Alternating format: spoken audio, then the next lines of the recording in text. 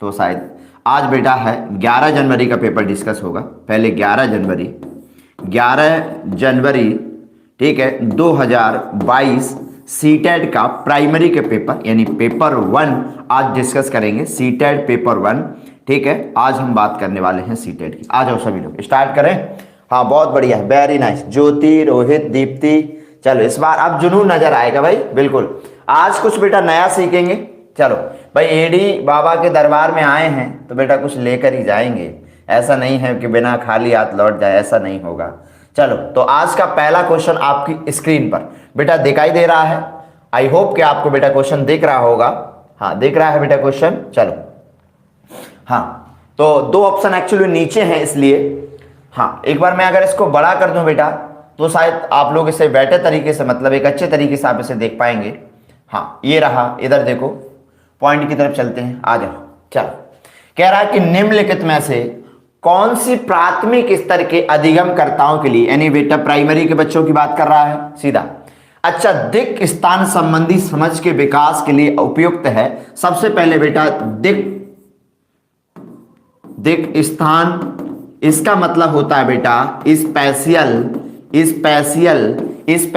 Understanding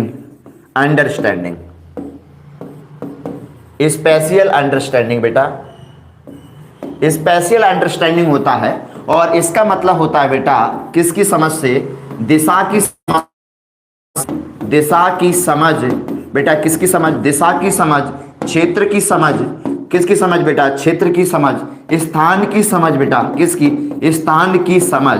और बेटा ये प्राइमरी लेवल पर सिखाया जाता है, प्राथमिक स्तर पर बेटा पढ़ाया जाता है। आईएमपी लगा लो बेटा, आएगा 100% कह रहा हूं, 2022-23 के एग्जाम में आएगा क्वेश्चन, जो मैं कह देता हूं वो होता है फिर। हाँ समझ में आ गया। चलो आगे बढ़े। स्पेशियल अंडरस्टैंडिंग क्या होती है, दिशाओं की समझ से होता है बेटा, किसकी, दिशाओं की समझ से। चलो ऑप्शन पढ़ते हैं बेटा, क्या ऑप्शन है। पहला ऑप्शन है, चलो पहला ऑप्शन है बच्चा, पहला कह रहा है संख्याओं, पहला ऑप्शन है बेटा आपके सामने कि संख्या रेखा पर संख्याओं को निरूपित करना। बेटा ये संख्या से संबंधित नहीं है, ये दिशाओं से है। आगे कह रहा है उनके घरों के कक्षा के सापेक्ष आकार मतलब होता है बेटा दिशा क्षेत्र से स्थितियों को दर्शाते हुए मानचित्र रेखांकित करना। क्या करना है बेटा, मानचित्र रेखांकित करना। और दूसरा ऑप्शन है बेटा आपके सामने, एक मानचित्र पर ये कह रहा है एक मानचित्र पर दो शहरों के बीच की दूरी को मापना। और ये कह रहा है ज्यामितीय आकृतियों के नामों को पुनर्स्मरण करना। बेटा सब गलत है। क्या सही है कि हम बताएंगे बेटा, तुम जहां रहते हो, तुम्हारा जो घर है, तुम्हारे जो घर का स्थान कहां पर है बेटा, उसकी दिशा कौन सी है बेटा, ये सब चीज हम बच्चे को बताएंगे। और यही होता है सबसे बेस्ट तरीका पढ़ाने का बेटा, सबसे बेस्ट तरीका होता है कि हम उसके घर से शुरुआत करेंगे। यानी आंसर हमारा क्या बनेगा, बी फॉर बॉम्बे बनेगा। चलो आ जाओ बेटा, नेक्स्ट क्वेश्चन पे चलते हैं। अगला क्वेश्चन है बेटा आपके सामने, ये रहा बेटा अगला क्वेश्चन। भैया ये क्वेश्चन कितनी बार आया है, बोलो बेटा कितनी बार रिपीट हुआ है, ये हर बार रिपीट हो रहा है। तो क्या बेटा इस बार रिपीट नहीं होगा, बिल्कुल होगा। इस बार भी आपके किसी ना किसी के एग्जाम में बेटा आएगा, किसी ना किसी के एग्जाम में आएगा। क्या पढ़ाया था मैंने, आप कहोगे सर आपने हमें बताया था कि भैया हम बच्चों को फ्रैक्शन तो बताएंगे, भिन्न तो बताएंगे, पर भिन्न का हम योग नहीं बताते हैं, भिन्न का हम घटाव नहीं बताते हैं, भिन्न का हम गुणा नहीं बताते हैं, भिन्न का हम भाग नहीं बताते। कहां तक, यानी कक्षा 3 तक, यानी कक्षा 3 तक ये सब बच्चे को नहीं पढ़ाया जाता है। क्या नहीं पढ़ाया जाता है, ये कह रहा है कि एनसीईआरटी के अनुसार कक्षा 3 के विद्यार्थी के लिए कौन सी अधिगम का प्रतिफल अपेक्षित नहीं है। देखिएगा हम बताएंगे बेटा, प्लेस वैल्यू तो हम बच्चे को बताते हैं, पहचानने को दी गई आकृतियों की श्रृंखला तो बेटा बच्चों को बताते हैं। बेटा क्रम विनिमय तो सिखाया जाता है, क्रम विनिमय तो बेटा बच्चों को सिखाया जाता है, यानी क्रम विनिमय तो बेटा सिखाते हैं, क्रम विनिमय सिखाते हैं। ए गुणा बी बराबर बेटा बी गुणा ए, ये तो सिखाया जाता है, यानी कल ही पढ़ाया था बेटा। क्रम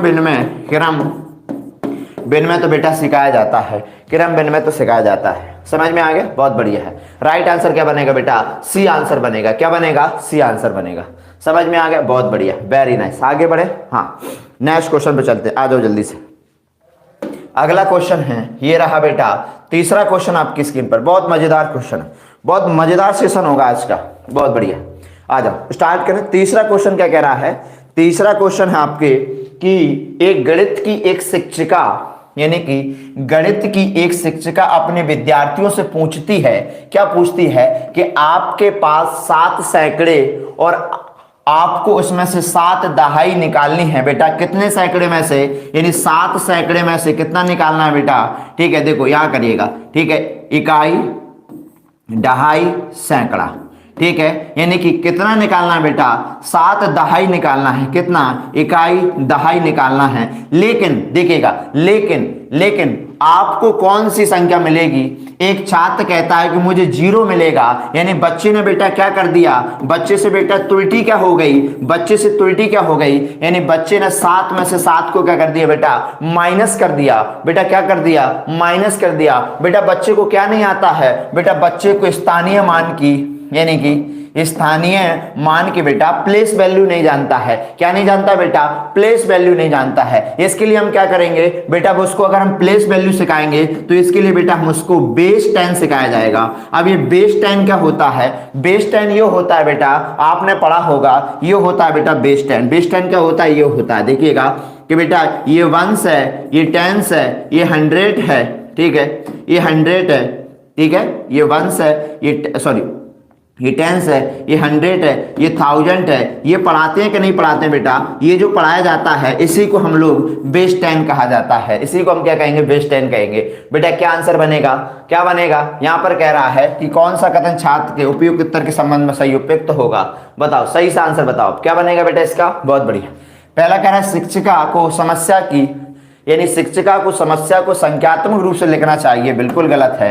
ये कह रहा है कि शिक्षिका को कम से कम 10 और समान प्रकार की समस्या हल करने देना चाहिए। नहीं बेटा, ये कह रहा है शिक्षिका को छात्रों के उत्तर तक पहुंचने की प्रक्रिया को समझना चाहिए। डी ऑप्शन देख लेते हैं बेटा। डी क्या कह रहा है?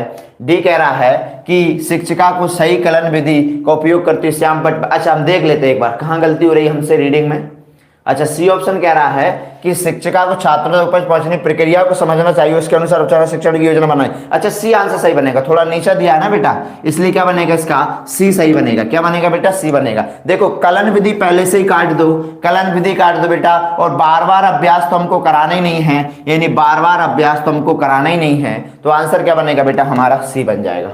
आगे चलते हैं नेक्स्ट क्वेश्चन पर। अगला क्वेश्चन है आपके सामने, ये रहा बेटा आपके सामने 4th क्वेश्चन। चलो बहुत बढ़िया। दिया, ज्योति, प्रियंका, ममता, आ जाओ भाई, नैन्सी, सभी, अजय कुमार, शिवानी। बेटा सभी लोग लाइक करो जल्दी से भाई, सेशन को लाइक कर दो, बिल्कुल मजेदार सेशन बना दो। कैसा सेशन? मजेदार सेशन।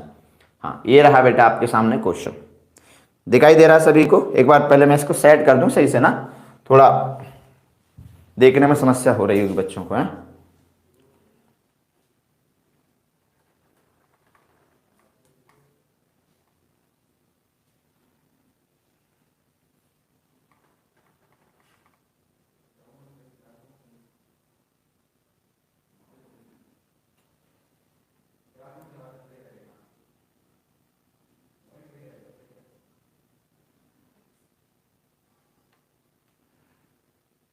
चलो हाँ आ जाओ भाई। बेटा ये 11 जनवरी का पेपर है, 11 जनवरी का पेपर, आ जाओ भाई।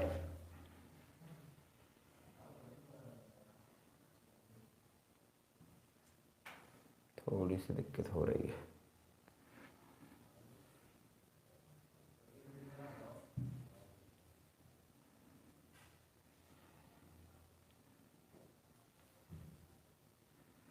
थोड़ी सी बेटा हैंग कर रहा है, थोड़ा सा हैंग कर रहा है, 1 मिनट रुक जाइएगा।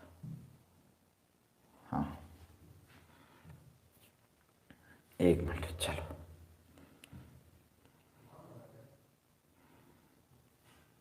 इधर कह रहा है राष्ट्रीय पाठ्यचर्या की रूपरेखा 2005 के अनुसार स्कूलों में गणित शिक्षा के मुख्य लक्ष्यों में से बहुत सारी गणित जानने के बजाय ये जानना अधिक उपयोगी होगा कि गणितीकरण कैसे किया जाए। सबसे पहला काम तो ये है बेटा, स्टार लगाओ लो। सबसे पहला काम तो बेटा है, क्योंकि ये सीधा एनसीएफ से आया है, ये जो लाइन उठ कर आई है बेटा, ये पूरी जो लाइन है यहां से यहां तक, ये पूरी लाइन बेटा एनसीएफ की है। और किसकी लाइन है तो मैं आपको बता दूं बेटा, ये डेविड व्हीलर का स्टेटमेंट है। किसका स्टेटमेंट है बेटा? डेविड व्हीलर का है। किसका है? लिख लो भाई, डेविड व्हीलर का। डेविड व्हीलर साहब का स्टेटमेंट है। लिख लो भाई, डेविड व्हीलर। डेविड व्हीलर का स्टेटमेंट है। और डेविड व्हीलर ने, सुन लो, अब जिनको नहीं पता है वो सुन ले, मेरी क्लास इसलिए इंपोर्टेंट होती है कि मैं कॉन्सेप्ट की तरफ बात करता हूं। सुन लो, डेविड व्हीलर ने यह कहा था कि बच्चों को मोटी मोटी गणित पढ़ाने के बजाय, मोटे पेजों की गणित पढ़ाने के बजाय बच्चों को इतना पढ़ा दिया जाए कि चाहे कम पढ़ाओ।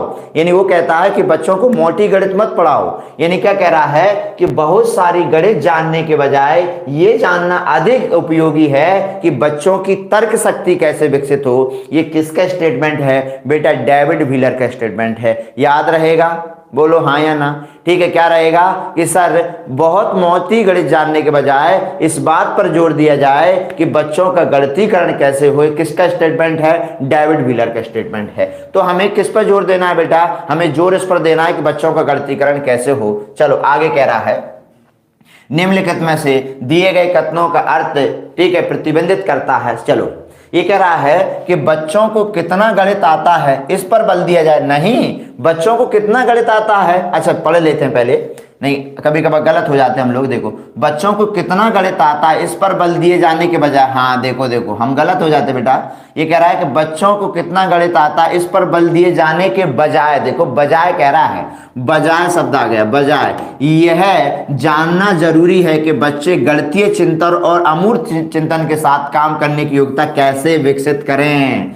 समझ में आ गया बेटा? हमने बच्चे को बीए करा दी, इंजीनियर बना दिया, पता चला कि उसकी तर्क शक्ति विकसित नहीं हुई, तो बेटा बेकार ऐसा गणित पढ़ाना। तो उसको आईआईटीएन बना दिया हम लोगों ने, ठीक है, मोटी मोटी किताबें पढ़ाकर, और आईआईटीएन बनने के बाद में अगर बेटा उसकी तर्क शक्ति विकसित नहीं हुई तो बेटा वो गणित बेकार है। तो ये क्या है हमारे लिए? पॉजिटिव है कि नहीं है? एक बात बता दो, भूलेगो तो नहीं भूलोगे बेटा।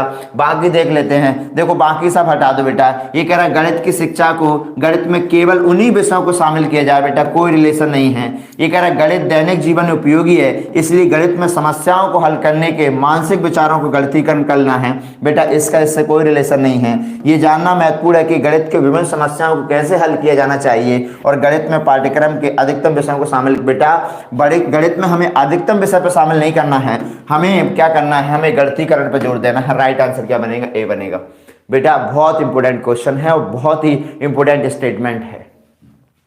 आगे आते हैं, नेक्स्ट क्वेश्चन है बेटा, ये रहा बेटा आपके सामने पांचवा क्वेश्चन। चलो पांचवा क्वेश्चन पढ़ो बेटा पहले अच्छे से, फिर हम दो ऑप्शन और देख लेंगे। बहुत बढ़िया बेटा, जल्दी से लाइक एंड शेयर करते चलो। हाँ रोहित भाई बहुत बढ़िया, प्रियंका, अनम, नैन्सी। बेटा कह रहा है श्री गोविंद ने अपने कक्षा 3 के छात्रों के पैटर्न पहचानने का कौशल विकसित करना चाहता है। बेटा पैटर्न पहचानने का कौशल, तो बेटा अगर हमें बच्चों को पैटर्न कौशलने का पहचान विकसित करना है तो बेटा फिर पैटर्न के लिए हमें क्या करना पड़ेगा? बच्चों को विभिन्न प्रकार की आकृतियां उसको बतानी पड़ेगी। बोलो बतानी पड़ेंगी कि नहीं बतानी पड़ेंगी? बिल्कुल बतानी पड़ेंगी। क्या करनी पड़ेंगी? विभिन्न प्रकार की आकृतियां बच्चे को करानी पड़ेंगी। राइट, चलो तो इसके लिए क्या करेंगे? इसके लिए हम बच्चों को क्या करेंगे? आगे कह रहा है कि निम्नलिखित में से इसके लिए निम्नलिखित में से इसके लिए अधिक सहायक सिद्ध होगी। अब बेटा अगर हम बच्चों को, ठीक है, ये विकसित करना चाहते हैं, ये चार ऑप्शन आपके सामने हैं। पहला कह रहा है कि छात्रों को, ठीक है, अपना वंश वृक्ष बताएं। बेटा वंश वृक्ष विकसित होगी क्या? क्या अलग अलग पैटर्न पहचान पाएगा क्या? नहीं बेटा। ये कह रहा है उसे, यानी छात्रों को रात को ध्यान में, आसमान में देखकर उन्हें, ठीक है, देखा क्या देखा, मतलब उसके बारे में उनको कहना चाहिए कि आप उसका वर्णन करिएगा बेटा। ये भी हमारा क्या है, कहीं से कहीं तक कोई कनेक्टेड नहीं है। ये कह रहा है कि छात्रों को उसकी सभी पाठ्य पुस्तक में भारत के राष्ट्रीय चिन्हों को खोजने के लिए कहना चाहिए। और ये कह रहा है छात्रों को बिल्डिंग ब्लॉक देकर बढ़ती ऊंचाई के क्रम में रखने के लिए। बेटा ब्लॉक के आधार पर हम कह सकते हैं पैटर्न पर, तो ये हमारे लिए सबसे ज्यादा बेस्ट होगा। यानी इन सबसे अच्छा क्या होगा बेटा? हमारे लिए डी होगा कि हम बिल्डिंग ब्लॉक हम करवा सकते हैं, तो ये बच्चा यहाँ करेगा, तो इससे बच्चा अलग अलग पैटर्न को पहचान पाएगा। ये रहा बेटा आपके सामने 6 क्वेश्चन। 6 क्वेश्चन है कि राष्ट्रीय पाठ्यचर्या की रूपरेखा 2005 के अनुसार गणित में आकलन में सम्मिलित होना चाहिए। बेटा गणित के आकलन में क्या सम्मिलित होना चाहिए? अब इसको आप नेगेटिव पॉजिटिव से उड़ा दो। भाई इसको आप नेगेटिव पॉजिटिव से सॉल्व कर दो। कैसे करोगे बेटा, इसे आप नेगेटिव पॉजिटिव से सॉल्व कर दोगे। तो क्या करोगे कि सर पहले तो आप मुझे ये बताओ नेगेटिव पॉजिटिव, आज तो हमने आपका थंबनेल भी देखा है और उसमें लिखा है tag word positive negative word क्या होते हैं। तो सुन लो भैया, नेगेटिव पॉजिटिव वर्ड क्या होते हैं ये बताओ। क्या हमें बच्चों को रैंकिंग पर जोर देना चाहिए? आप कहोगे नो सर, ये तो हमारे लिए कौन सा वर्ड बन गया, यानी ये तो हमारे लिए कौन सा वर्ड है बेटा, नेगेटिव वर्ड है। बस बेटा इसी को नोट कर लो अपनी कॉपी में कि हमें श्रेणीकरण पर जोर नहीं देना है, ठीक है, हमें सूत्रों पर जोर नहीं देना है, ठीक है, हमें परिकलन पर जोर नहीं देना है, ये सब नेगेटिव हैं। अब बेटा पॉजिटिव कौन सा होता है बेटा, जहां पर कंसेप्चुअल लिखा हो, यानी जहां पर कंसेप्चुअल लिखा हो बेटा वही हमारे लिए क्या होता है, पॉजिटिव होता है। वही क्या होता है हमारे लिए, पॉजिटिव होता है। समझ में आ गया, बहुत बढ़िया है। परमानंद धाकर जी समझ में आया बेटा के लिए सभी को? अनम, हाँ आगे बढ़े। गीता कुमारी, जितने नए विद्यार्थी जुड़े हैं आप सभी का ठीक है तहे दिल से स्वागत है भाई इस एडी एकेडमी का ऑनलाइन प्लेटफॉर्म। अच्छा अब बता दो कि सर पॉजिटिव नेगेटिव वर्ड तो हमारे दिमाग में बसने लगे हैं बेटा, बसने लगे हैं कि नहीं लगे हैं? क्या किस चीज को आप प्रायोरिटी दोगे, किस चीज को आपको प्रायोरिटी नहीं देना है, ठीक है, ये देखिएगा कि हम किस चीज को सही मानना है, किस चीज को गलत मानना है, ये हमारे लिए नेगेटिव पॉजिटिव वर्ड होते हैं। चलो ये रहा बेटा आपके सामने अगला क्वेश्चन, और अगला क्वेश्चन है, चलो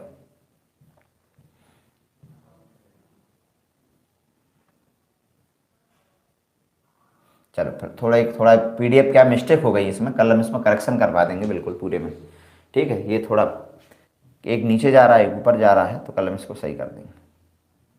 चलो अब देखिएगा, क्वेश्चन है कि सुश्री प्रिया ने विभाजन की संकल्पना समझाई। कौन सी बेटा, विभाजन की संकल्पना समझाई, विभाजन की यानी डिवीजन की, ठीक है, संकल्पना। इस पर छात्रों का आकलन करने के लिए निम्नलिखित में से प्रमाणिक कार्य सबसे कौन सा होगा, ठीक है बेटा। ऑथेंटिक चीज सबसे क्या होगी, देखिएगा जो बच्चे के सबसे क्लोज हो, जो बच्चे के बिहेवियर में हो, आप उस चीज को प्रायोरिटी दो। किसको दो बेटा, ठीक है, आप उस चीज को क्या दो बेटा, प्रायोरिटी दे।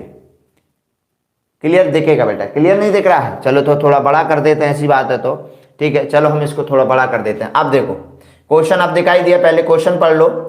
क्वेश्चन समझ में आया कि सुश्री प्रिया ने विभाजन की संकल्पना समझाई। संकल्पना का मतलब बेटा कॉन्सेप्ट होता है। क्या होता है, कॉन्सेप्ट होता है। संकल्पना का मीन्स क्या होता है, कॉन्सेप्ट होता है। हाँ बहुत बढ़िया परमानंद, बहुत बहुत धन्यवाद आप सभी को, बिल्कुल हाँ समझ में आएगा सभी को। दीप्ति, शिका, ममता बेटा सभी को क्लियर है? इधर देखो इस पॉइंट को। अब प्रमाणिक का मतलब क्या होता है, हम ऑथेंटिक जानकारी क्या दे बच्चे को, ऑथेंटिक जानकारी की बात कर रहा है। ये कह रहा है 65 को 13 से विभाजित करने पर भागफल क्या होगा, क्या ये बच्चे के लिए ऑथेंटिक होगा? नहीं डियर स्टूडेंट, ये बच्चे के लिए ऑथेंटिक नहीं है। ये कह रहा है एक संख्या को दूसरी संख्या से विभाजित करने का अर्थ क्या होता है, क्या ये बताएं बच्चे के लिए, ये भी बच्चे के लिए ऑथेंटिक नहीं है। अब हम चलते हैं नेक्स्ट ऑप्शन पर। ये रहा, देखिएगा सबसे बिहेवियर, सबसे उसके बिहेवियर में जो चीजें हैं उस चीज को देखिएगा। ये कह रहा आपकी कक्षा में उपस्थित 25 छात्रों में से 100 उपलब्ध ड्राइंग शीट समान को वितरित, यानी कि कितने 25 छात्र हैं और आपको 100 ड्राइंग शीट आपको बांटनी है। बेटा ये जो है ये इसके बिहेवियर से काफी चीजें जुड़ी हुई हैं। ये कह रहा है आपकी कक्षा के लिए एक झंडा बनाइएगा। बेटा ये भी हमारे लिए ऑथेंटिक नहीं होगा। ऑथेंटिक क्या बनेगा हमारे लिए, यानी कि बन जाएगा हमारे लिए C4 चेन्नई बनेगा। बेटा क्या बनेगा, विक्रम कुमार जया क्या बनेगा बेटा, सी बनेगा। आगे आ जाए नेक्स्ट क्वेश्चन पर। चलो ये रहा भाई आपके सामने 8 क्वेश्चन। ये कह रहा है माध्यमिक और उच्च माध्यमिक विद्यालय में ऐसा देखा गया है कि गणित में, देखो कि गणित में लड़के लड़कियों से बेहतर प्रदर्शन करते हैं, ठीक है, बेहतर प्रदर्शन करते हैं। इस परिस्थिति का आपको बेटा समालोचनात्मक का मीन्स जानते हो? बेटा समालोचनात्मक का मतलब होता है आपको इसका तर्क के साथ उत्तर देना पड़ेगा बेटा, ठीक है, ऐसे काम नहीं चलेगा। समालोचनात्मक का मतलब होता है तर्क और वितर्क वहां शामिल हो कि सर इसका पीछे का रीजन ये है, ठीक है, तो यहां समालोचनात्मक लिखा है, ठीक है, इस विश्लेषण की ओर इशारा करता है कि इसका कारण हो सकता है। बेटा अब आपको यह बताना है कि लड़के उच्च प्राथमिक स्तर पर बेहतर प्रदर्शन क्यों करते हैं लड़की की अपेक्षा। इसका उत्तर आपको एक तर्क के साथ प्रस्तुत करना है कि सर इसका पीछे का तर्क ये है, ये इस प्रकार से आपको इसका आंसर देना है। बताओ देखिएगा, चलो कह रहा लड़कियां गणितीय तर्क वितर्क करने में असमर्थ होती। बेटा ये तो कोई तर्क नहीं है कि लड़कियां गणित में कमजोर होती हैं, ऐसा नहीं है। हमारे देश की कई सारी ऐसी नारियां हैं जो ठीक है बहुत आगे स्तर पर गई हैं, कल्पना चावला, सुनीता विलियम्स, ठीक है। तो आप ये तो नहीं कह सकते बेटा, ठीक है, ये भी हमारे लिए कट गए। कई सारी हम कह सकते हैं कि वुमेन जो है वो गणितज्ञ बनी है, तो आप ये नहीं कह सकते हैं। ये कह रहा है कि गणित का ज्ञान लड़कियों के लिए, ये भी बेटा इसके पीछे कोई तर्क नहीं है। ये कह रहा है कि समाजीकरण की प्रक्रिया में अधिकतर लड़कियों को यह बोध कराया जाता है कि गणित एक पुरुष का क्षेत्र। बिल्कुल सही है। अगर लड़की अगर लेगी, अगर सब्जेक्ट अगर सिलेक्ट करेगी तो घर वाले कहते हैं बेटा आर्ट्स ले ले, ठीक है, हम साइंस ले ले, बेटा ये सब्जेक्ट ले ले, क्योंकि बेटा करना तुमको वही है। मतलब उनके दिमाग में एक पहले से ही डाल दिया जाता है कि बेटा वो लड़कियां जो होती हैं या वुमेन जो होती हैं वो घर के कार्यों के लिए होती हैं, और उनके दिमाग में शुरू से वही ठूंस दिया जाता है, डेली उनको यही बोल बोल कर कि तुम्हें ये करना है, तुम्हें ये करना है, तुम्हारा ये काम है, तुम्हारा ये काम है। फिर फाइनली वो इस चीज़ को एक्सेप्ट कर लेती हैं कि हाँ हमें यही करना है। तो यही सबसे हमारा कारण है कि सर इसका ये वैलिड तर्क है। ये कह रहा लड़कों को लड़कियों की तुलना में गणित में स्वाभाविक, ऐसा नहीं है बेटा। जब आप उसको वही चीजें दिखाओगे तो फिर रुचि तो उसकी बनेगी ना। तो ये ऑप्शन हमारा क्या है, गलत है। यानी आंसर क्या बनेगा बेटा, हमारा सी बनेगा। आगे चलते हैं नेक्स्ट क्वेश्चन पर, और ये रहा बेटा आपके सामने 9 क्वेश्चन। चलो हाँ 9 क्वेश्चन है। 9 क्वेश्चन ये कह रहा है कि संख्याओं को गुणन करने की अवधारणा को पढ़ाने से पहले निम्नलिखित में से कौन सी, ठीक है, प्रारंभिक गतिविधि सबसे उपयुक्त है। देखो ये कह रहा है संख्याओं को गुणन पढ़ाने की अवधारणा को पढ़ाने से पहले, बेटा संख्याओं को गुणन पढ़ाने की अवधारणा को पढ़ाने से पहले, बेटा गुणा को पढ़ाने से पहले हम क्या करें, यानी गुणा को ये कह रहा है पढ़ाने से पहले निम्नलिखित में से कौन सी प्रारंभिक गतिविधि जो है वो उपयुक्त होगी। ये कह रहा है कि सर्वप्रथम गुणन के चिन्हों का परिचय देना चाहिए। ये बताओ कि सबसे पहले हमें चिन्हों का परिचय दिया जाना चाहिए। तो आप कहोगे नो सर ये तो बिल्कुल ही रॉन्ग है हमारे लिए। भाई गणित के चिन्हों का परिचय नहीं देना चाहिए हमें। भाई हम बच्चों को सिखाना है तो हम यही तो बताएंगे, पहले गुणा का चिन्ह नहीं बताया जाएगा।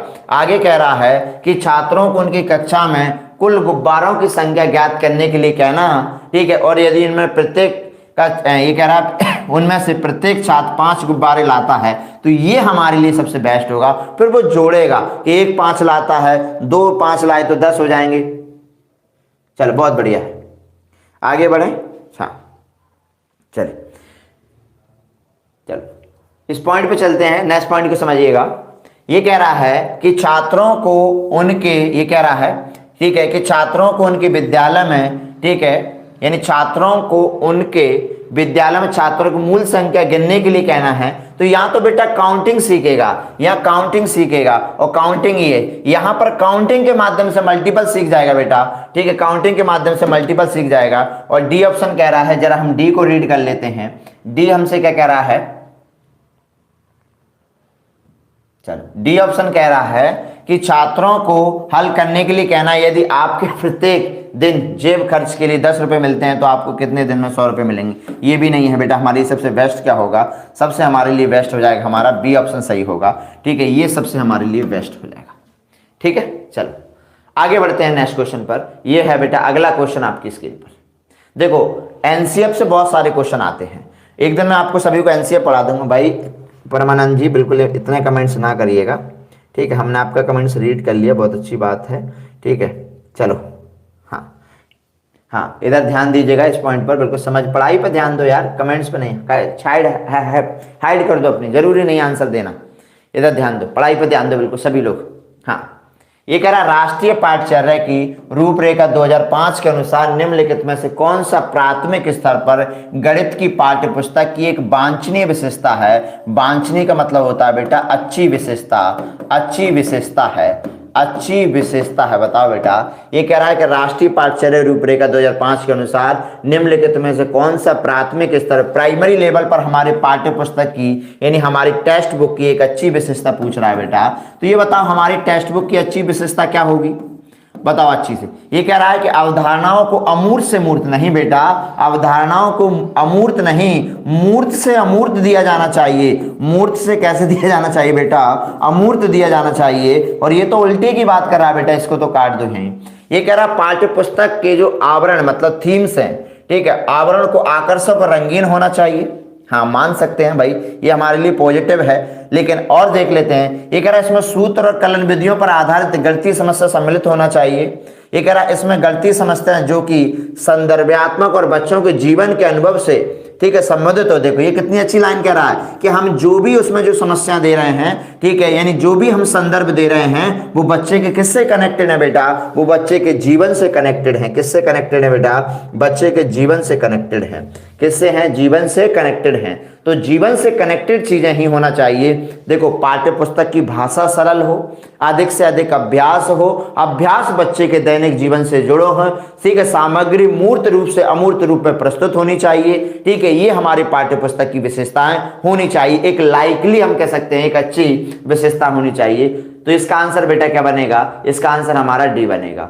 चलो ये रहा आपके सामने 11वां क्वेश्चन। और बेटा 11वां क्वेश्चन बैन हेले का क्वेश्चन आया है और इसमें आपको क्रम से लगाना है। तो एक बार मेरे विद्यार्थी बोर्ड की तरफ फिर से ध्यान अपना केंद्रित करेंगे, क्योंकि मैं आपको अभी लिखने वाला हूं बोर्ड पर कौन कौन से चरण, जिसने नहीं पढ़ा है वो अभी पढ़ ले भाई दोबारा से, कि बैन हेले साहब ने कौन सी थ्योरी दी है। यानी बैन हेले साहब ने ज्यामिति थ्योरी दी है और ज्यामिति थ्योरी में उन्होंने 5 स्तर बताए हैं बेटा। कितने स्तर बताए हैं, 5 स्तर, या कभी कभार चरण भी आ जाते हैं, ठीक है। तो पहला चरण कौन सा है, मैं इंग्लिश में लिख दूं बेटा, फिर मैं हिंदी में लिख दूंगा ताकि मेरे विद्यार्थी सभी लोग सीख जाएंगे, ठीक है।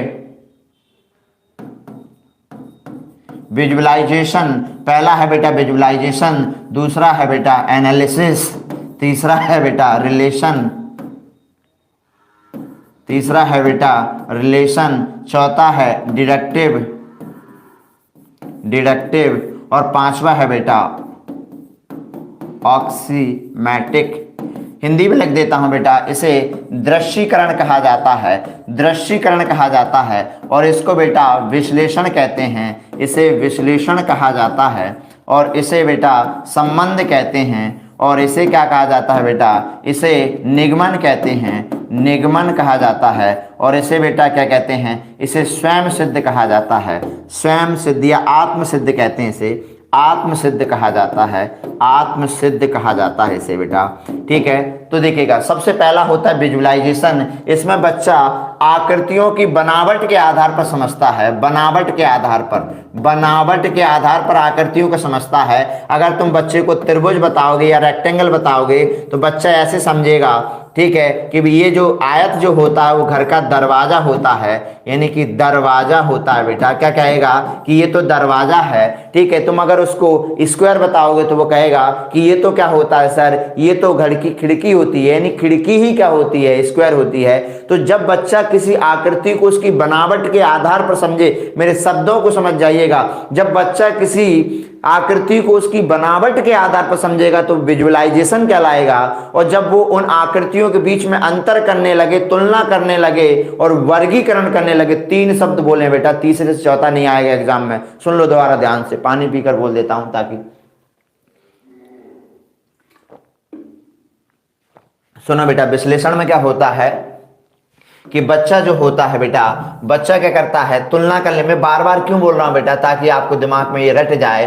तुलना करना बेटा, अंतर करना और बेटा वर्गीकरण, अगर ये शब्द कहीं पर आ जाएं तो बेटा वहां ज्यादा दिमाग मत दौड़ाना, वहां क्या मत दौड़ाना दिमाग, वहां सीधा आंसर तलाशना कि आंसर कौन सा है बेटा। रिलेशन का मतलब होता है कि जब बच्चा दो आकृतियों के बीच में जब संबंध बनाने लगे, ठीक है, दोनों के बीच में रिलेशन बनाने लगे तो वो क्या होता है, रिलेशन होता है। और बेटा जब वो नियम बनाने लगे कि त्रिभुज के 3 साइड होती हैं और त्रिभुज के 3 एंगल होते हैं, और जब वो पहुंच जाए कि पाइथागोरस में ये होता है, जब वो रूल्स बनाने लगे तो बेटा डिडक्टिव है। और जब उस रूल्स को वो डिफरेंट जगह यूज करने लगे तो बेटा वो क्या होता है, वो हमारा ऑक्सीमैटिक होता है।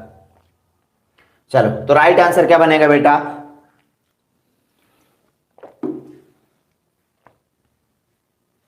चलो राइट क्या बनेगा, आ जाओ भाई, राइट क्या बनेगा, पहले एक बार कमेंट्स करो बेटा। राइट क्या बनेगा, दृश्यीकरण, विश्लेषण, संबंध पहचानना, ठीक है।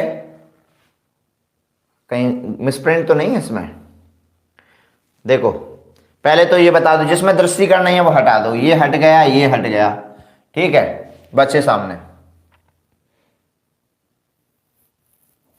यहां थोड़ा बेटा गलत हो गया ये, नहीं सही, ये संबंध पहचानना। अच्छा ये इसमें ये हाइपर नहीं है, ये एक ही साथ जुड़ा हुआ है, संबंध पहचानना और निगमन, निगमन और स्वयं सिद्ध, ठीक है। तो सी आंसर बनेगा बेटा, सी बनेगा, ठीक है। थोड़ा मिसप्रिंट हो गया, कोई बात नहीं, इधर देखिएगा, ये आ गया बेटा आपके सामने। अब वही क्वेश्चन आया है बेटा, बार बार वही क्वेश्चन आया है। मैंने क्या समझाया था, मैंने ये बताया था बेटा, आपको ये समझाया था कि अगर देखो क्वेश्चन क्या कह रहा है कि एक शिक्षक ने अपनी कक्षा में छात्रों को 5 में से 5 घटाने को कहा और कक्षा के 70% छात्रों ने क्या कहा। थोड़ा बेटा ये क्वेश्चन इनकरेक्ट है थोड़ा सा, क्योंकि इसमें भी मुझे लग रहा है मिसप्रिंट है। एक बार हम इसको सही देख लेते हैं, ठीक है।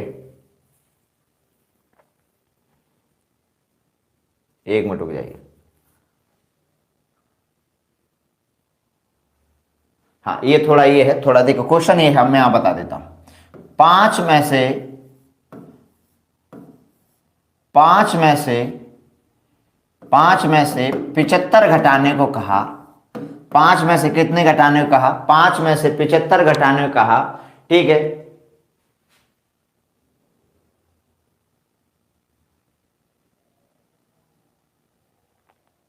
एक मिनट, थोड़ा सा इसमें लग रहा है कि मिस्टेक तो नहीं है।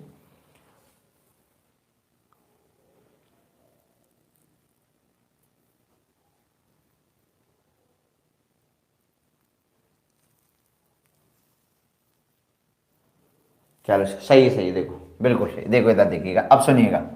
ये थोड़ा यहाँ 5 की जगह यहाँ 75 कर लो, यहाँ 75 कर लो। सुनो, एक शिक्षक ने अपनी कक्षा में छात्रों को 5 से 75 घटाने को कहा कि बेटा 5 में से कितना घटाना है, 75 घटाना है। ये 75 में से 5 घटाने को कहा, हाँ ये सही है। थोड़ा सा एक मिनट रुक जाइए। 75 में से 5 घटाने को कहा, अब सही होगा। 75 में से 5 घटाने को कहा, ठीक है। 75 में से 5 घटाने को कहा और छात्र ने इस प्रकार कर दिया। छात्र ने इसका सॉल्यूशन कैसे कर दिया, छात्र ने 5 ऐसे 75 लिखा और 5 इधर लिखा और इसमें से घटा दिएगा। कितना कर दिया कि ये सही आंसर आ गया। छात्र ने 25 70 दे दिया। क्या दे दिया, आप समझिएगा। क्वेश्चन क्या था, क्वेश्चन ये था कि बेटा 5 75 में से 5 घटाइएगा। क्वेश्चन ये था कि 75 में से कितना घटाना है, 5 घटाना है, ठीक है। लेकिन बच्चे ने क्या कर दिया, देखो बच्चे ने क्या कर दिया कि 5 आना चाहिए था यहां पर, यानी 5 कहां आना चाहिए था बेटा, यहां पर इस प्लेस पर। लेकिन बच्चे ने किस प्लेस पर रख दिया, इस प्लेस पर। यानी बेटा उसको किसकी समझ नहीं है, यानी बेटा उसको प्लेस वैल्यू नहीं जानता है, स्थानीय मान नहीं जानता है, कि स्थानीय मान की समझ नहीं है कि 5 को कहां लिखना है, यानी इसको उसको समझ नहीं है, ठीक है। तो क्या बनेगा इसका कि बेटा उसको जो है वो किसकी समझ नहीं है, क्या उसको जोड़ नहीं आता है, क्या उसको घटाव नहीं आता है। अरे भैया उसको जोड़ आता है, घटाव आता है, लेकिन उसको प्लेस वैल्यू नहीं आती है। क्या आती है, उसको प्लेस वैल्यू नहीं आती है। तो राइट आंसर हमारा क्या बनेगा कि स्थानीय मान की अवधारणा को दोहराएं और विद्यार्थी से कहें कि उन्होंने प्रश्न हल करने की जो प्रक्रिया दी है उसे समझाएं। ये कह रहा है उसे उसके अंकीय संख्या में से एक अंकी संख्या को व्याकलन के नियम को दोहराती, ये तो गलत है, ये भी इससे कोई कनेक्टेड नहीं है, ये सही है, हमारा पहला ऑप्शन ही सही है।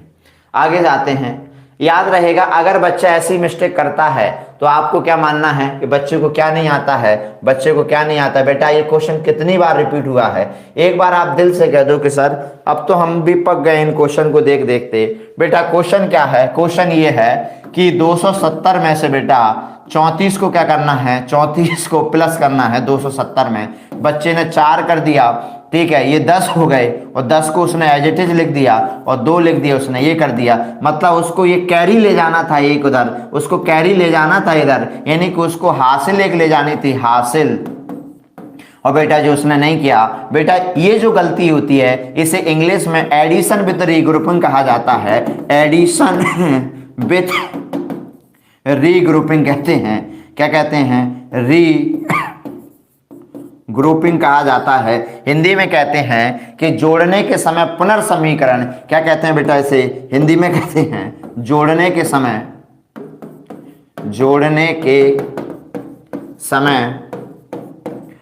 पुनर्समूहीकरण। क्या कहा जाता है? जोड़ने के समय पुनर्समूहीकरण। आंसर क्या बनेगा बेटा? हमारा ए बन जाएगा। समझ में आ गया? क्या बनेगा बेटा? ए बनेगा।